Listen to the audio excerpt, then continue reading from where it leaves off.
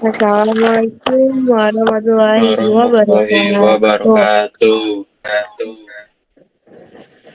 Halo semuanya, perkenalkan kami dari kelompok 3. Kami ingin menjelaskan mengenai unsur-unsur golongan transisi. Unsur golongan transisi adalah kelompok unsur kimia yang berada di golongan 3 hingga 12 pada tabel periodik, yang menempati blok D dan sering disebut sebagai unsur blok D atau logam transisi. Sebelum lebih lanjut, izinkan kami untuk memperkenalkan diri terlebih dahulu. Perkenalkan saya Siregar Tiara Anastasia Angelika dan rekan-rekan saya.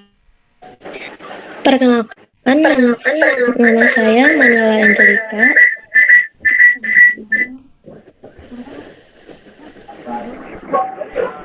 Perkenalkan nama saya Kesha Jawa Putri Alindra.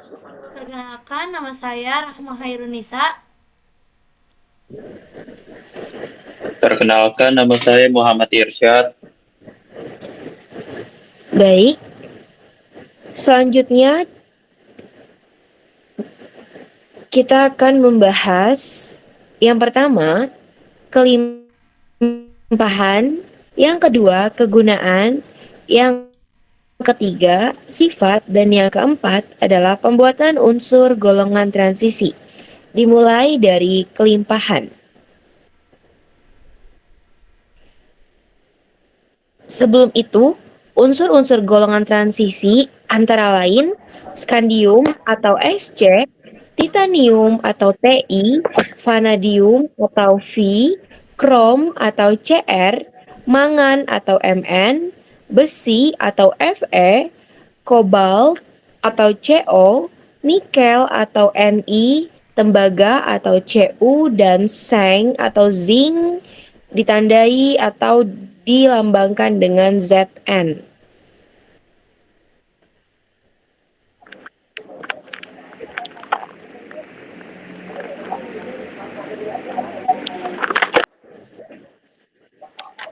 Selanjutnya ada kelimpahan unsur transisi periode keempat. Yang pertama itu ada skandium atau Sc.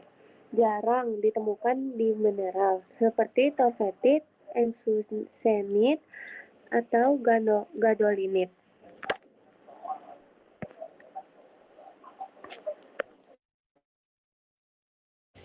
Titanium atau Ti. Nah, titanium ini melimpah dan ditemukan di mineral seperti ilmenit, rutil, ferrotinanet, ada juga di karang, silikat, bauksit, batu bara, dan tanah liat. Selanjutnya ada vanadium atau dilambangkan dengan V. Terdapat di mineral seperti vanadinit atau karnotit.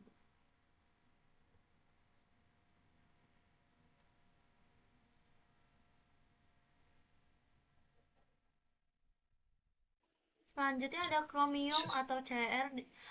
Itu tuh melimpah dan ditemukan di mineral seperti kromit atau kromoker.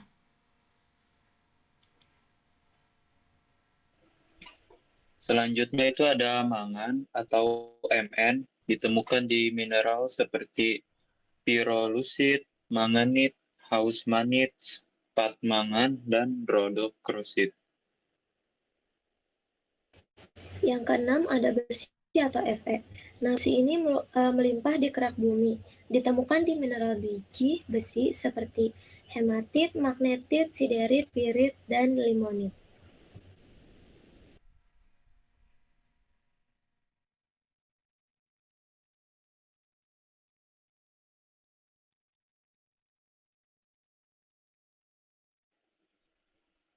Yang ketujuh ada kobalt atau Co, kurang melimpah, ditemukan di mineral seperti kobalt glans, lignite, smaltit, kobaltit, dan eritrit.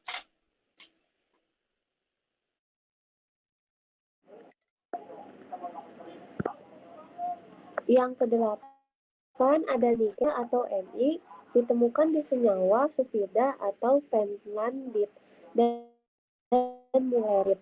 senyawa arsen atau smaltit, dan senyawa silikat atau garnierit.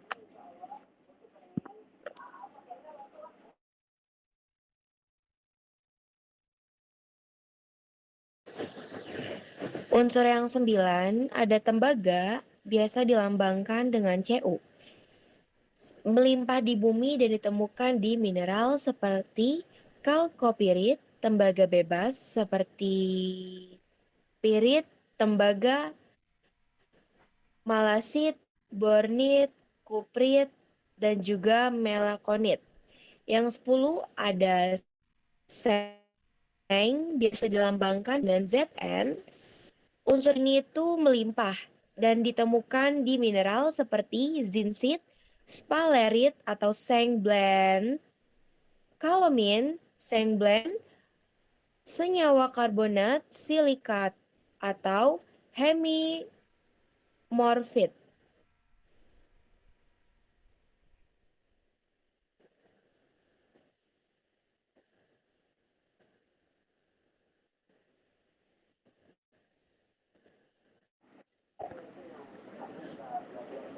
Selanjutnya, ada kegunaan unsur transisi. Yang pertama yaitu unsur skandium atau Sc. Manfaat skandium didapat saat berpadu dengan unsur lain. Misalnya, paduan aluminium seandium bermanfaat untuk industri aeroangkasa hingga peralatan olahraga. Skandium adalah logam yang saat dicampurkan ke dalam aluminium dapat meningkatkan sifat-sifat mekaniknya secara signifikan.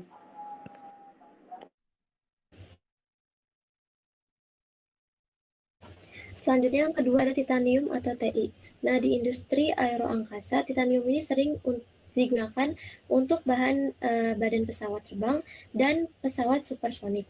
Nah, titanium ini dapat menjadi bahan yang kuat, ringan, tahan korosi, dan bahkan api. Karena itu, titanium tidak hanya dimanfaatkan di industri pesawat terbang, tetapi juga dalam produksi kapal, alat medis, pipa, perhiasan, perangkat pembangkit listrik, hingga rudal.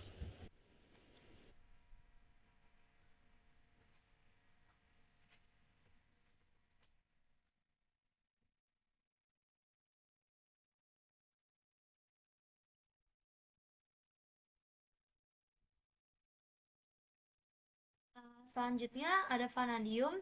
Vanadium ini kerap digunakan untuk membuat peralatan dengan kekuatan dan kelenturan tinggi.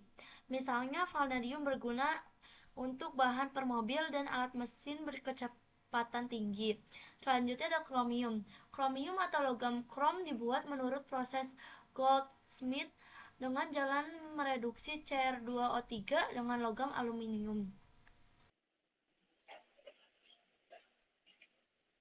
Yang kelima, mangan. Contoh manfaat mangan adalah penggunaannya di industri baja.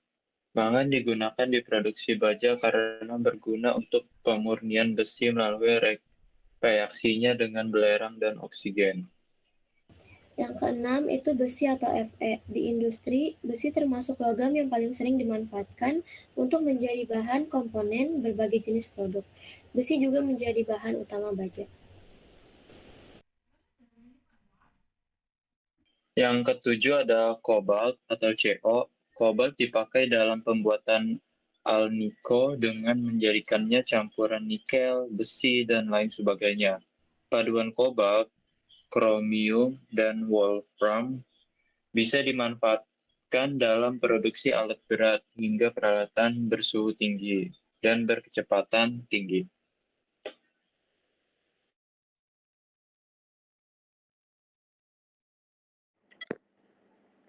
Yang kedelapan ada nikel atau Ne. Unsur kimia dengan nomor atom 28 ini memiliki banyak kegunaan, menjadikannya logam yang berharga di dunia saat ini. Berikut ini daftar manfaat nikel atau Ne, yaitu yang pertama, nikel digunakan sebagai campuran untuk meningkatkan kekerasan dan ketahanan logam. Contohnya, paduan nikel krom di bahan suku cadang mesin. Yang kedua, nikel digunakan sebagai katalis untuk menghasilkan berbagai produk kimia, seperti amonia, hidrogen, plastik, hingga metanol. Selanjutnya ada unsur tembaga yang dilambangkan dengan Cu. Tembaga kerap digunakan sebagai bahan kabel, jaringan listrik, hingga alat elektronik. Pipa ledeng juga sebagian memakai bahan dari campuran tembaga. Pembuatan perhiasan pun sejak lama memanfaatkan paduan logam atau alloy, tembaga, dan emas. Yang 10 adalah unsur seng yang biasa dilambangkan dengan Zn. Seng sering digunakan dalam pelapisan besi dan baja untuk pencegahan karat atau korosi. Seng juga bermanfaat di industri baterai atau baterai seng karbon, pengelolaan logam, buat bahan panduan seperti seng timah dan seng aluminium, produksi karet untuk aktivator dalam vulkanisasi karet, produksi kaca, industri pengecoran logam, produksi cat, hingga industri farmasi atau produksi suplemen makanan. Selanjutnya ada sifat-sifat unsur transisi. Yang pertama ada bersifat logam dan paramagnetik. Sifat magnet ditentukan dari ada atau tidaknya elektron tunggal di subkulit D. Lalu yang kedua membentuk senyawa berwarna. Senyawa yang terbentuk dari logam transisi akan berwarna jika memiliki elektron yang tidak berpasangan pada orbital D.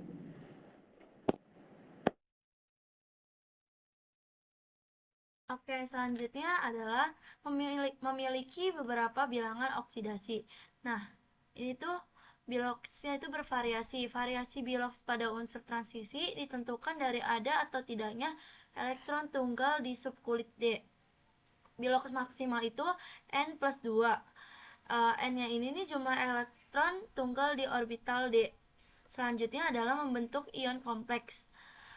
Ion kompleks adalah ion yang terbentuk dari kation logam transisi yang terikat pada anion atau molekul netral yang disebut ligan.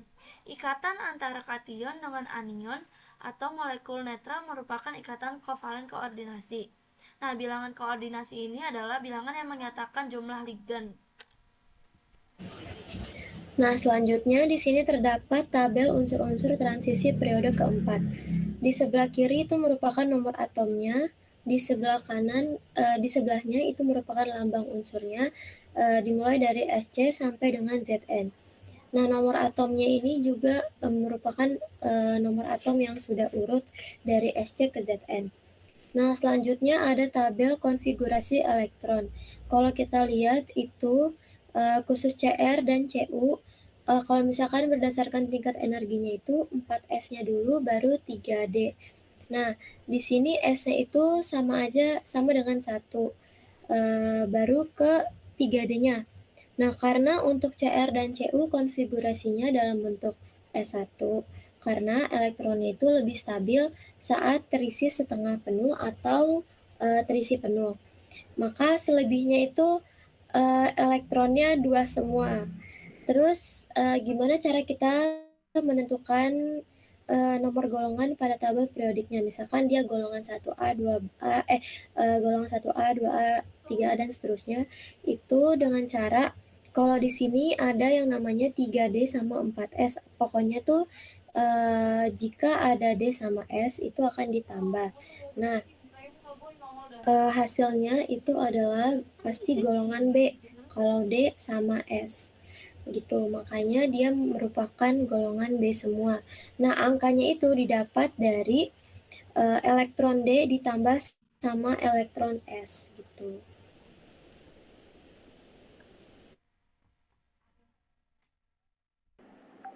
Selanjutnya ada pembuatan unsur golongan transisi.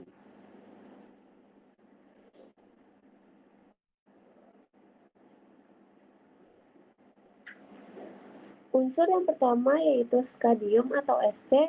Logam skadium dibuat dengan elektrolisis cairan ScCi3 yang dicampurkan dengan klorida lain.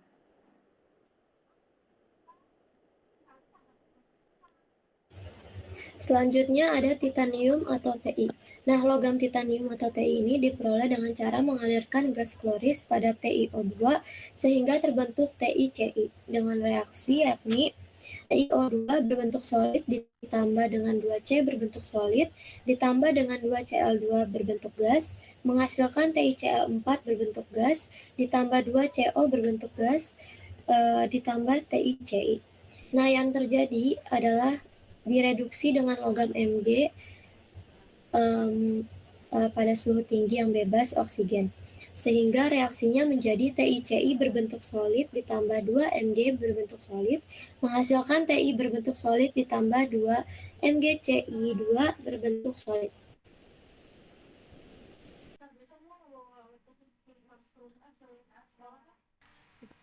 Selanjutnya ada vanadium atau V. Vanadium dihasilkan dari reaksi FO dengan campuran silikon Si dan besi Fe. Reaksinya yakni 2F2O5 berbentuk solid ditambah 5 Si berbentuk solid ditambah Fe berbentuk solid menjadi 4V berbentuk solid ditambah Fe berbentuk solid ditambah 5 SiO2 berbentuk solid, yakni menghasilkan 4V plus berbentuk solid ditambah 5 Si2 berbentuk solid merupakan delta ferrovanadium. Selanjutnya ada krom atau Cr. Krom atau FeCr2O4 direduksi oleh karbon menghasilkan ferrokrom.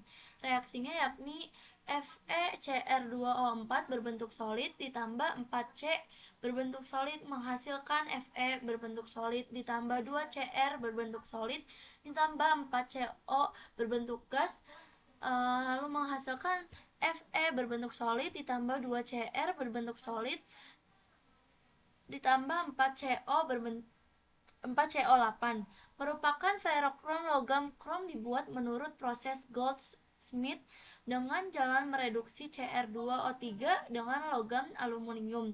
Reaksinya yakni Cr2O3 berbentuk solid ditambah 2Al berbentuk solid menjadi Al2O3 berbentuk solid ditambah 2Cr berbentuk solid.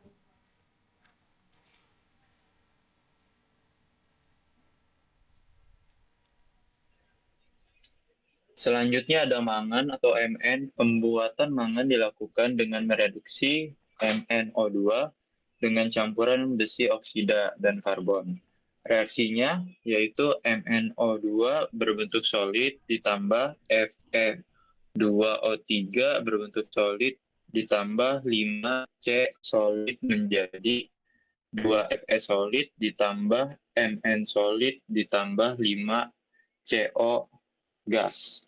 Logam mangan murni dibuat dengan proses aluminostermi seperti pembuatan logam krom. Reaksinya itu tahap 1 ada 3 MnO2 solid menjadi Mn3O4 solid ditambah O2 gas. Tahap 2 3 Mn3O4 solid ditambah 8Al solid menjadi 9 Mn solid ditambah ditambah 4Al2 O3 solid. Besi atau Fe.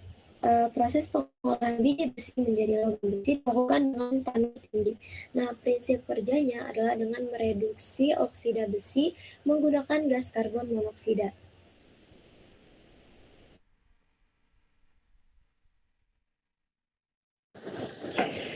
Selanjutnya adalah tembaga atau yang dilambangkan sebagai Cu. Proses pengolahan tembaga diawali dengan pemanggangan kalkolit atau CuFeS2 atau biji tembaga lain. Hasil pemanggangan dioksidasi dalam oksigen. Pemurnian tembaga dengan elektrolisis dilakukan dengan menempatkan tembaga kotor di dalam buatan elektrolit CuSO4 sehingga tembaga murni akan diperoleh di katoda. Reaksinya adalah CuSO4 aquos menjadi Cu2 plus aquos plus SO 4, 2- aquos, anodanya Cu solid menjadi Cu2 plus aquos plus 2 elektron Cu kotor, katodanya Cu2 plus aquos plus 2 elektron menjadi Cu solid yaitu Cu murni. Selanjutnya ada kobalt atau CO. Unsur kobalt diproduksi ketika hidroksida hujan akan timbul hipoklorit sodium atau NaOCl. Berikut reaksinya. 2 CO2 aquos ditambah NaOCl aquos ditambah 4 OH- aquos ditambah H2O ditambah 2 COOH 3 kali solid ditambah NaCl aquos trihidrosid COOH 3 kali yang dihasilkan kemudian dipanaskan untuk membentuk oksida dan kemudian ditambah dengan karbon sehingga terbentuklah unsur kobalt metal. Selanjutnya ada nikel atau Ni. Proses pengolahan nikel dapat dilakukan dengan metode ekstraksi, pirometalurgi, dan hidrometalurgi. Proses pirometalurgi atau smelting merupakan proses pengolahan mineral dengan menggunakan suhu tinggi. Panas yang diperoleh berasal dari penur berbahan bakar batu bara atau gas. Proses hidrometalurgi merupakan proses pengolahan mineral yang dilakukan pada temperatur yang relatif rendah dengan cara pelindihan menggunakan larutan kimia. Yang terakhir adalah seng yang dilambangkan dengan Zn. Seng merupakan unsur terakhir pada deret logam transisi periode 4. Pembuatan logam seng dilakukan dengan pemanggangan seng sulfida. Senyawa kimianya adalah ZnS. Kemudian oksida sang direduksi dengan karbon pijar. Reaksinya adalah 2 ZnS solid plus 3O2 gas menjadi 2 ZnO solid plus 2 SO2 gas.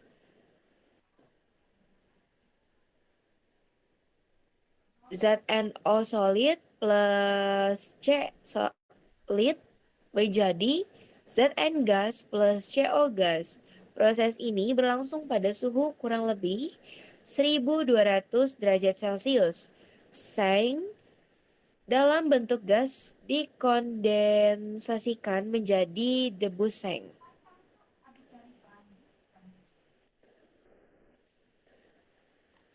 Mungkin cukup sekian presentasi dan penjelasan yang dapat kami sampaikan mengenai kelimpahan, kegunaan, sifat, dan juga pembuatan unsur golongan transisi. Kami dari kelompok 3 pamit undur diri, kurang lebihnya mohon maaf. Wassalamualaikum Wassalamualaikum warahmatullahi wabarakatuh.